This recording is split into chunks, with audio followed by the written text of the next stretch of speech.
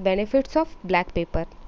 खांसी अधिक आने पर यदि सो नहीं पा रहे हो तो 1 से 2 काली मिर्च मुंह में रखकर चूसते रहने से आराम मिलता है तथा नींद भी अच्छी आती है।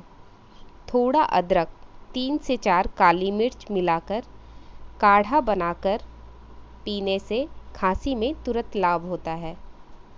शीत पित्त होने पर 4 से 5 काली मिर्च पीसकर उसमें 1 चम्मच गुनगुना घी और शक्कर मिलाकर पिलाने से लाभ मिलता है।